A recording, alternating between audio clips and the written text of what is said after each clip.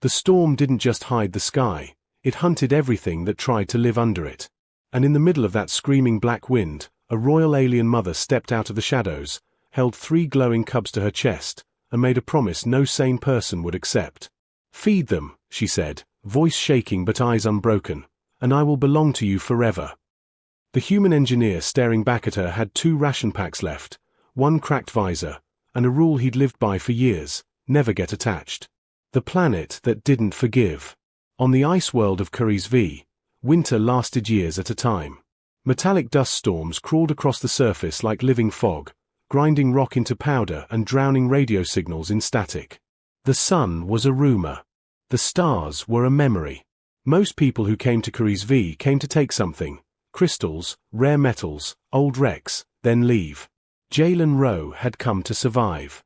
He was a salvage engineer, the kind of human who could make a heater from a broken drone and a battery that should have been dead. He didn't talk much, didn't trust easily, and didn't believe in heroes, because heroes got buried on worlds like this. His suit readouts blinked ugly warnings: power 13%. Heat loss rising. If he didn't find shelter soon, he'd freeze in place like a statue no one would ever visit. Then his sensor pinged. A heat signature, steady and warm, was coming from a narrow ravine. Jalen didn't think. He just moved, boots locking and unlocking against the metallic snow with a hard thunk, clack, thunk, clack. The cave that glowed. The ravine opened into a cave half hidden by frozen drift. Inside, the wind died instantly, like the world had slammed a door. The walls shimmered with pale blue moss, pulsing like a slow heartbeat. The air smelled clean, sharp, minty, impossible. And near the center, on a bed woven from silvery fibers, were 3 small bundles. Jalen approached carefully. They were cubs, feline-shaped, but not earth feline. Their ears were long and elegant. Their fur carried faint spiral markings that flickered like dying neon. They shivered so hard it looked painful. "Hey," Jalen whispered, voice muted by his helmet. "Where's your—" Something moved above him. He spun. A figure dropped from the ceiling without a sound. She stood between him and the nest like a blade made into a person. Tall, lean, wrapped in torn fabric that still held a royal shine. Her skin was pale, her eyes reflective silver with no visible pupils, and a long tail snapped behind her with raw tension. Jalen raised his heavy multi-tool, half wrench, half weapon. The alien didn't attack. She spoke. Perfect English. Broken pride. "My babies haven't eaten in days," she said. "I smelled your food." Her gaze locked on the 2 remaining nutrient packs clipped to his chest. The way she looked at them wasn't greed. It was terror. "Give them milk," she whispered, voice cracking, "and I will be your mate forever." For a heartbeat, the cave felt unreal. Jalen stared at her, then at the cubs, then at the packs that meant his own survival. "Lady," he said dryly, because humor was the only armor he had left, "I don't even know your name." Her ears flattened. "A vow is not romance," she said. "It is survival. It is blood. It is bond." Then one of the cubs made a thin, weak sound, small, desperate, painfully familiar. Jalen's grip tightened on the tool. He hated that sound. It was the same kind of sound that dragged memories out of locked places. The human witness. A second voice came from the shadows. "If you're going to swing that thing, do it fast," it said. "Because if she decides you're a threat, you won't get a second chance." A human woman stepped into the light, bundled in scavenged thermal layers. Her hair was pulled back, her cheeks streaked with grease to fight frostbite. Round glasses caught the blue glow of the moss. She looked like someone who survived by refusing to panic. "Dr. Nessa Cade," she introduced quickly. "Biologist. Ex-researcher. Current resident of this cave. And you," her eyes flicked to Jalen's gear, "you're a salvage tech." Jalen didn't lower his tool. "Who is she?" The biologist exhaled. "Princess Syrah Varel. Or she was, before her own people decided her children shouldn't exist." Syrah's jaw tightened, but she didn't argue. She kept staring at the food packs like they were oxygen. Nessa crouched beside the cubs, scanning them with a worn handheld device. They're fading, she said, voice sharp with urgency. Their bodies run on a photonic reaction. They need starlight, or a high-calorie substitute to buy time. No starlight, Jalen muttered, glancing at the cave mouth. The sky's sealed. That's why we need the sky spire, Nessa said. A crystal tower north of here. When the storm thins, sometimes it does, light hits the crystal and amplifies. Enough to charge them. How far? Jalen asked. 11 kilometers, Nessa replied. Syrah stepped closer, trembling. Not fear of him, fear of time. Please, she said again. They fade. Jalen looked down at the packs. 2 packs meant another day alive. 2 packs also meant 3 cubs might see tomorrow. He cursed under his breath. Fine, he said. Show me how. Milk for light. Syrah dropped to her knees beside the nest. The movement was quiet, practiced, almost reverent. On your finger, she instructed. Let them scent it. Jalen tore open the first pack and squeezed the pale paste onto his gloved finger. The smell was artificial vanilla and survival. The nearest cub stirred, nose twitching, then latched on with sudden hunger. Even through the glove, Jalen felt the tiny vibration of swallowing. As the cub ate, the spiral markings on its fur brightened, blue light blooming under the skin like a sunrise trying to exist. The second cub crawled forward, weak but determined. The third followed, slow and shaking. Jalen shared the paste between them, carefully, evenly, like he was repairing something delicate that might break if he rushed. Syrah watched with wide, shining eyes. She didn't cry. She looked like she'd already cried everything out days ago.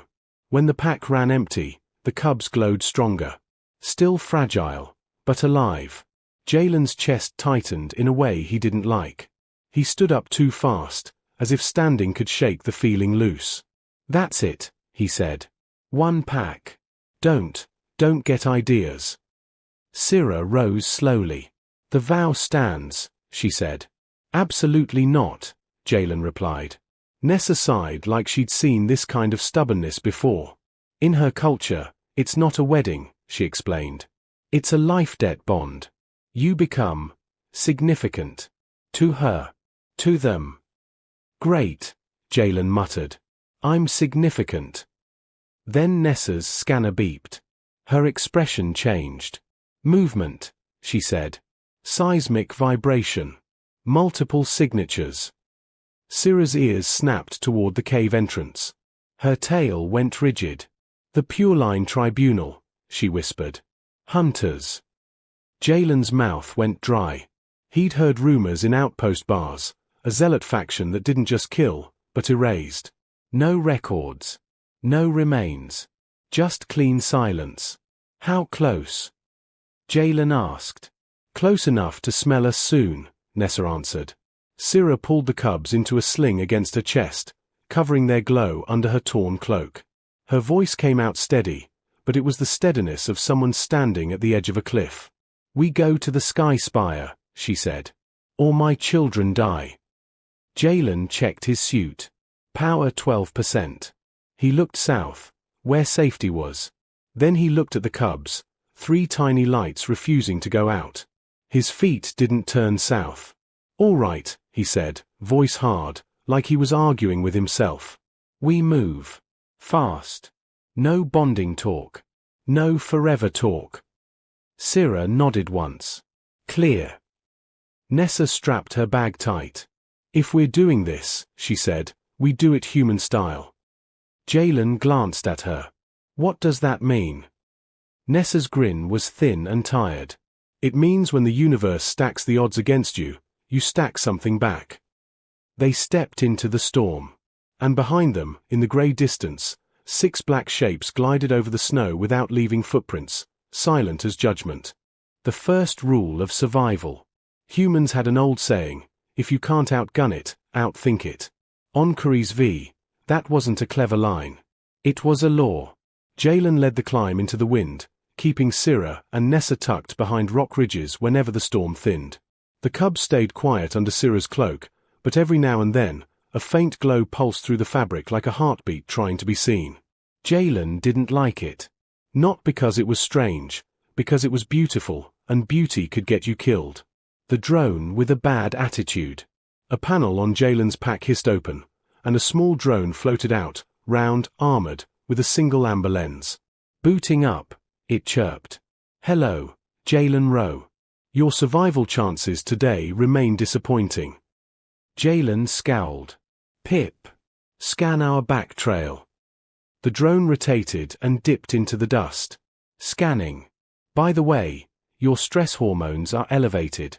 Also, bonding hormones detected. Jalen clenched his jaw. It's cold. That's the reason. Incorrect, PIP said cheerfully. Cold increases cortisol, not attachment. Syrah glanced back, confused. Your machine speaks. It never shuts up, Jalen replied. PIP rose again. Targets detected. 6. Closing fast. Their suits are heat-sinked. Minimal thermal trail. Nessa's voice went tight. Tribunal armor. Stealth grade. Syrah's claws flexed at her side. They glide. They do not sink. Jalen stared at the snow behind them. Their own footprints were deep and obvious, like a confession carved into the world. We need to break the trail, he said. The sludge that saved lives. They ducked under a rock shelf to rest. Syrah's breathing was shallow. The cubs were barely moving. You have no more milk, Syrah whispered, panic rising again. Jalen opened his pack and held up a small jar Nessa had carried. Not milk, he said. But calories. Nessa blinked. That's spirulina concentrate. For cell repair. Perfect, Jalen said, already scooping snow into a metal cup. He heated it using his multitools coil, melted it into warm water, then poured the green powder in. Next, he unfolded the empty ration wrapper he'd kept and scraped every last smear of paste into the mix. He stirred until it looked like swamp soup. He handed it to Syrah. Feed them. Warmth plus protein plus sugar residue. It buys time. Syrah hesitated, then dipped a finger and offered it to the cubs. They responded instantly, lapping weakly, then stronger. A little more glow returned. Syrah stared at Jalen like he'd done magic. You understand mixtures, she whispered.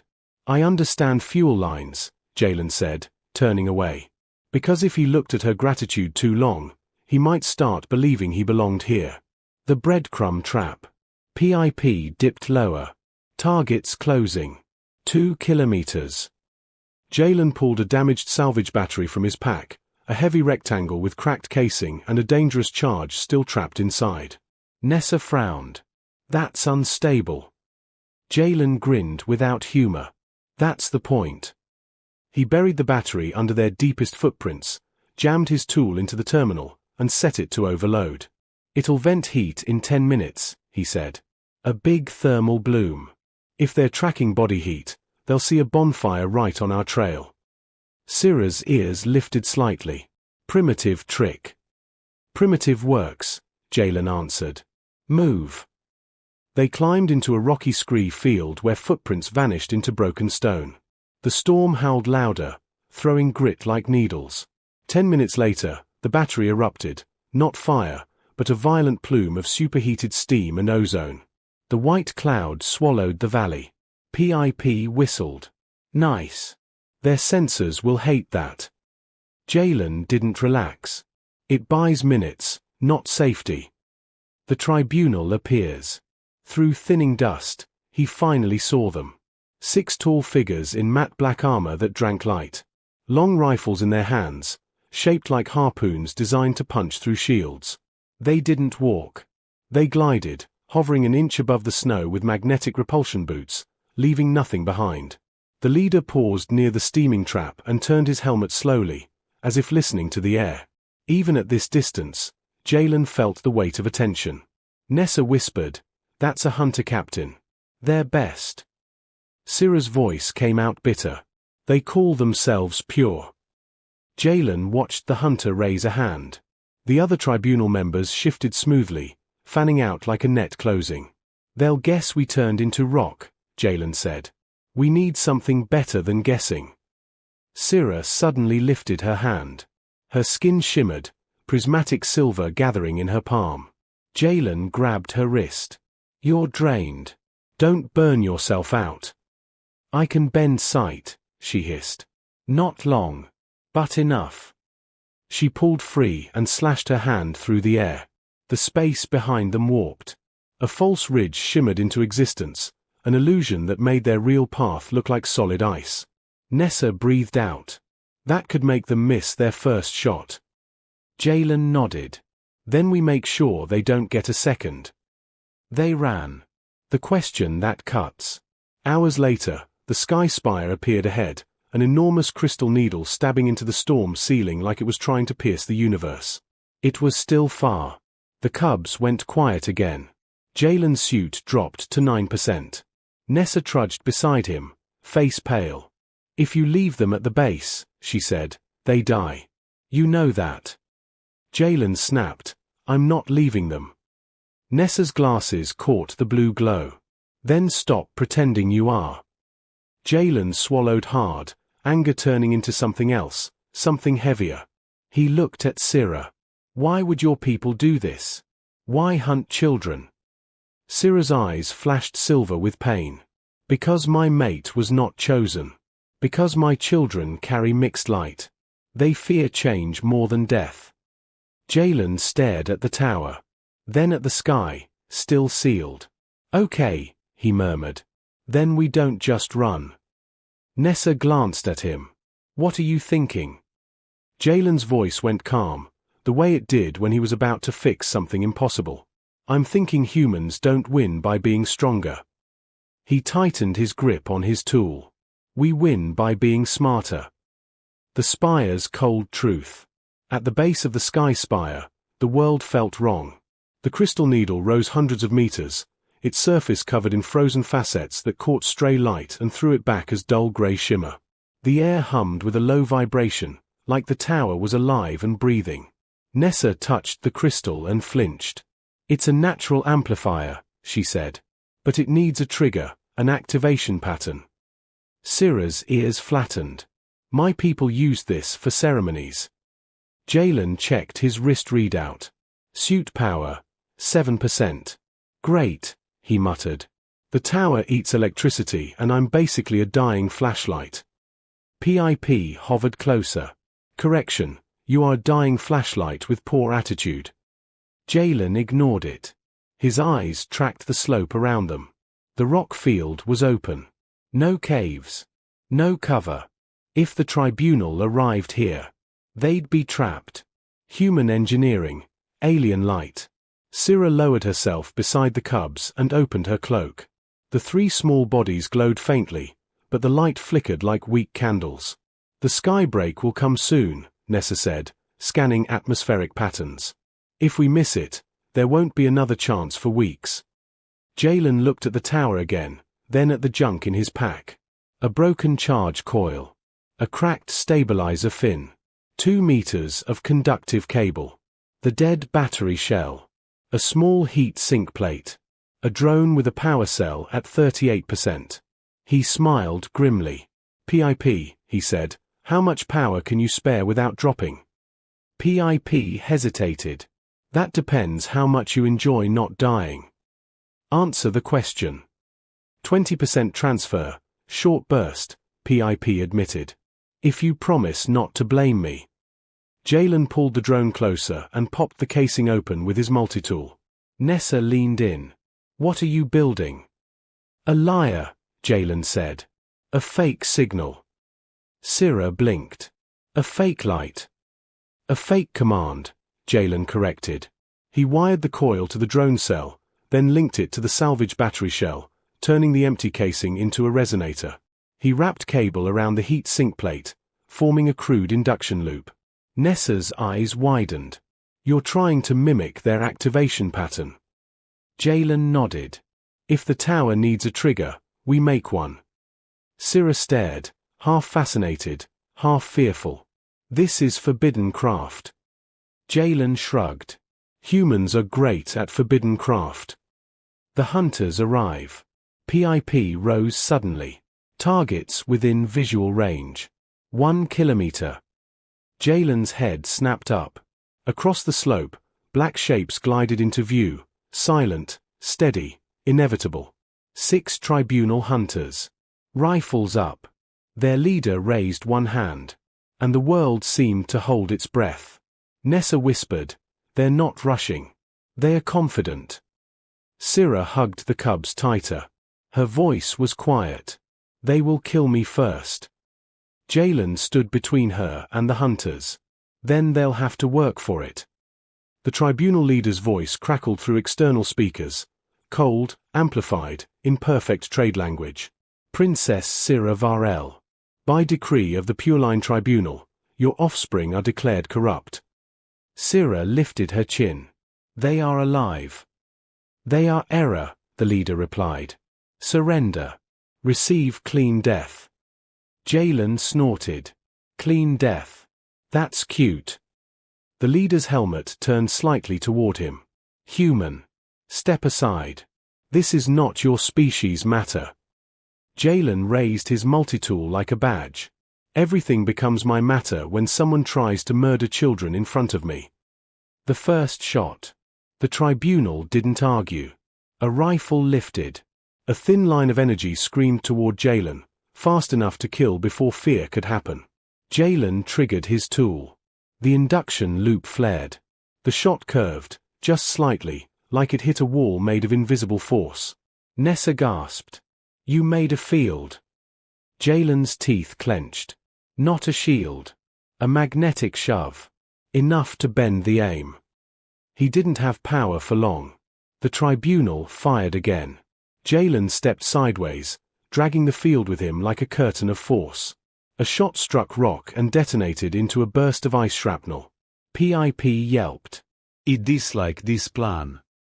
Noted. Jalen shouted. "The tower wakes." Nessa pointed up. "Jalen, look." The induction loop's pulse had traveled through the crystal surface like a wave. The sky spire answered. Lines of light ignited inside the crystal, thin veins of bright blue running upward, faster and faster, until the entire tower glowed like a frozen star. Syrah's eyes went wide. "You woke it." Jalen didn't smile. "Good. Now it can feed them." But the tribunal leader also saw the tower awaken. Its voice turned sharp. "Stop the activation. Destroy the error source." 2 hunters broke formation and slid forward, fast as bullets on ice. Jalen's field flickered. Suit power, 4%. He looked at Syrah. "Can you run?" Syrah shook her head. "Not with them." Jalen looked at Nessa. "Can you climb?" Nessa stared at the tower's steep crystal face. "You're insane." "Probably," Jalen said. "But humans climb stupid things all the time." He grabbed a cable, shot it upward with his tools launcher, and anchored it into a crystal crack. "Up!" he yelled. "Get the cubs to the activation node. Higher is stronger light." Syrah hesitated. Jalen met her gaze. "I won't let them take them." Something in Syrah's expression softened. Not romance, not surrender. Trust. She nodded and began climbing with impossible grace, cubs strapped tight. Nessa followed, gritting her teeth, hands shaking. Jalen stayed below. Because someone had to hold the line. The human choice. The first hunter reached him, rifle raised like a spear. Jalen swung his tool, not to hit armor. To hit the hunter's boots. The magnetic glider boots hummed. Jalen struck the resonance point with a low-frequency pulse. The boot field destabilized. The hunter dropped, hard, into the snow, suddenly heavy like gravity remembered it existed. It tried to stand. Jalen hit the second boot. The hunter slid uncontrollably, crashing into rock. The second tribunal hunter aimed at Syrah climbing the cable. Jalen didn't think. He ripped open his last suit power cell reserve, emergency heat backup, and dumped it into the induction loop. The magnetic field screamed. The rifle shot bent wide and hit crystal instead. The tower flared brighter. Above, the cub's glow intensified, no longer flickering. They were charging. Jalen's suit readout blinked. Power 0%. Heat systems failing. His visor fogged. His fingers went numb. And the tribunal leader glided closer, calm as death. You spent everything, it said. Human persistence is inefficient. Jalen's voice came out shaky, but steady. Yeah. He lifted his tool one last time. But it's always enough. The tribunal leader stopped 10 meters away, rifle leveled. The other hunters formed a half-circle, their movements perfect and emotionless. Jalen stood in the center with a dead suit, a freezing body, and a tool that was running on fumes. Above him, the sky spire blazed. And somewhere on that glowing crystal face, 3 cubs were drinking starlight like it was life itself. Nessa's voice crackled through a short-range link. Jalen, get up here. Jalen looked up, visor frosting. Can't, he rasped. I'm busy being bait. Syrah's voice came next, thin but fierce. You will die. Jalen coughed a laugh. Not today. The trap was the tower. The tribunal leader spoke again. Deactivate the tower. Release the offspring. Jalen stared at the hunter's boots, those hovering magnetic fields keeping them above the snow. Then he stared at the tower, an enormous crystal amplifier currently roaring with energy. He lifted his tool and pointed it at the ground. "PIP," he whispered. "If you're still alive, give me everything." Pip's voice shook. "I hate you." Transferring. A surge hit Jalen's tool, weak, but enough. He slammed the tool into the snow and triggered a pulse. Not at the hunters. At the metallic dust beneath the ice. The ground answered. A low vibration rolled outward, amplified by the crystal tower above like a speaker turning up volume. The tribunal boots began to flicker. Their magnetic repulsion fields weren't built for chaos, they were built for smooth control. The tower's vibration scrambled that control. One hunter wobbled, then dropped a full inch into the snow. Another dipped and caught itself.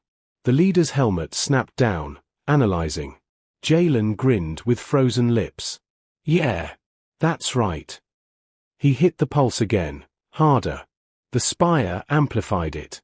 The hunters dropped suddenly, all 6, boots slamming into snow like gravity had grabbed their ankles. Now they had footprints. Now they were heavy. Now they were human level. Syrah's silver knife. Syrah reached the top node and pressed her palm to the crystal, chanting in her native tongue, short, harsh syllables filled with pain and love. The tower's inner light shifted from blue to white. The cubs cried out, not weak, but strong, like newborn stars. Their markings blazed.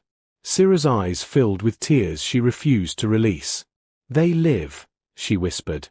Then she looked down at the tribunal. And her voice became steel. You do not touch them. She raised both hands. The air warped.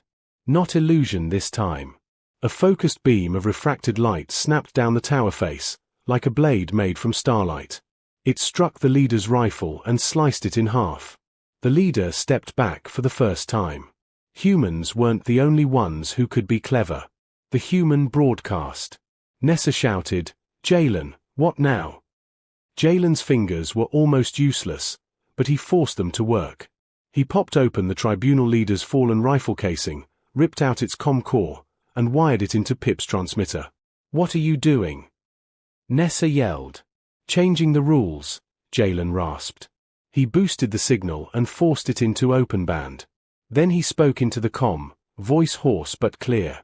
To anyone listening, miners, traders, outposts, this is Jalen Rowe on Cariz V. The Pure Line Tribunal is executing children. I have visuals. PIP added, uploading footage now. Please enjoy the hypocrisy. The tribunal leader lunged. Jalen triggered the ground pulse again. The leader stumbled, boots fighting the vibration. Syrah's beam snapped again, carving a line in the snow between Jalen and the hunters. Warning, not kill. Because Syrah didn't want revenge. She wanted witnesses. Humans arrive like thunder. The open band message did what open truth always did. It spread. Within minutes, radio returns pinged from multiple directions, rough voices, shocked curses, and then the sound of engines. Not tribunal engines. Human engines. A cluster of mining skiffs broke through the storm curtain, guided by signal flares and stubborn anger. A loudspeaker blared, "This is the Kellen Mining Union. Step away from the kids." The tribunal leader froze. Humans were messy. Humans were loud. Humans were unfair in numbers. But humans also did something no tribunal member understood. Humans showed up. The skiffs dropped searchlights. Real light, warm, brutal, undeniable. The tribunal stealth didn't matter anymore. The world could see them. The tribunal retreats. The leader's voice turned cold and sharp. "This is not finished." Jalen, barely standing, spat frost. "Yeah, it is. Because now everybody knows." The tribunal hunters backed away, gliding systems still unstable, forced to move slower, more careful. They retreated into the storm like black knives swallowed by grey. Syrah climbed down, cubs glowing bright and steady. She stepped in front of Jalen. Her silver eyes studied him like she was learning what kind of creature a human truly was. "You did not win by strength," she said softly. Jalen's teeth chattered. "Yeah, that's kind of our brand." She hesitated. Then she touched his shoulder, gentle, careful. "The vow," she whispered, "still stands." Jalen exhaled, half laugh, half pain. "We'll talk about that after I stop freezing to death." Syrah's ears tilted, almost a smile.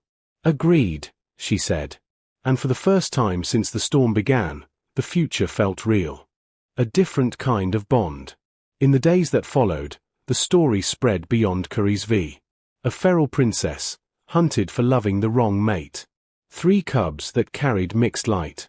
A human engineer who should have walked away, and didn't. Humans watched the footage and reacted in the most human way possible. Loudly, emotionally, and with a talent for making a problem everyone's problem. Outposts demanded investigations. Trade stations refused tribunal docking. Miners organized escorts for refugee ships. Even neutral alien factions began asking questions, because the tribunal's clean death looked a lot like cruelty dressed in law.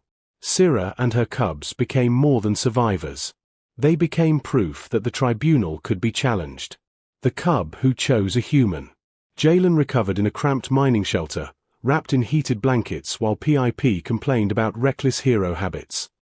Syrah stayed nearby, silent most of the time, watching. The cubs, now bright, energetic, and constantly curious, followed Jalen like he was a moving heater. The smallest cub, a little male with sharp ears and a loud purr, kept pawing at Jalen's tool belt like it was treasure. Nessa laughed. "Congratulations. You've been adopted." Jalen pretended to glare. "By a cat." "By a royal photonic predator," Nessa corrected. "Show respect." Syrah listened, then said quietly, "His name is Vey." Jalen blinked. "You named him." Syrah nodded.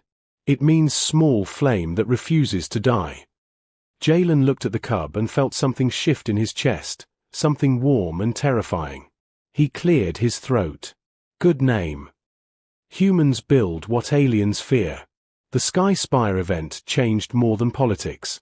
Nessa and Jalen worked together to create portable star lamps, human-made photonic amplifiers built from mining crystals, scrap coils, and drone cells. The idea was simple and very human. If the universe refuses to give you light, build your own. The star lamps let Syrah's cubs stay healthy even under storm skies.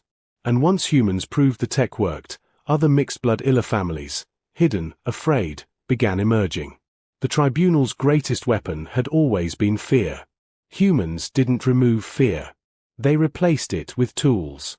The tribunal's final move. 1 week after the broadcast, a tribunal strike team attempted a night raid on the mining shelter. They expected frightened refugees. Instead, they found humans. Humans with floodlights. Humans with magnetic disruptors tuned to tribunal boots. Humans with cameras streaming live to every trade net that would listen. The strike team didn't get to be ghosts. They got to be seen. When they realized that, they pulled back. Because cruelty thrives in darkness. And humans had learned how to manufacture daylight. Syrah's choice. On the last night before evacuation, Syrah stood with Jalen outside the shelter, watching the storm clouds thin just enough to reveal a faint scatter of stars. "They are returning," Syrah said. "The stars." Jalen nodded. "Yeah. Looks like the sky's finally giving us a break." Syrah's silver eyes reflected the starlight. "You could leave," she said. "You could return to your human lanes. No tribunal. No vows." Jalen said nothing at first. He thought about the old version of himself, cold, careful, alone. The man who treated empathy like a trap. Then Vay padded out into the snow and headbutted Jalen's boot. Jalen sighed. "I've tried leaving things that needed me before," he said quietly. "Didn't go great." Syrah's ears lowered. "So you stay." Jalen looked at her, honest. "I don't know what forever means in your culture." Syrah stepped closer. "It means, I do not abandon the one who saved my blood." Jalen swallowed. "In my culture, forever is earned. Day by day." Syrah studied him for a long moment. Then she nodded, slow, respectful. "Then we earn it," she said. "The HFY ending that keeps going." The evacuation convoy launched at dawn, miners, refugees, humans, and Illa families together. The tribunal watched from shadows and couldn't stop it. Because humans had done what humans always did at their best. They turned one desperate act into a movement. One packet of milk into a new technology. One vow into a new definition. Not ownership. Not debt. A choice, repeated, stubborn, and bright. As the ships rose above Kariz V, Syrah held her cubs close and looked at Jalen. "Human," she said softly, voice no longer pleading. "My children live because you refuse to be empty." Jalen stared out at the stars and finally allowed himself to smile. "Yeah," he said. "That's kind of our thing." And somewhere behind them, in the cold world that tried to erase them, the sky spire still glowed, quiet proof that even the darkest storm could be outsmarted.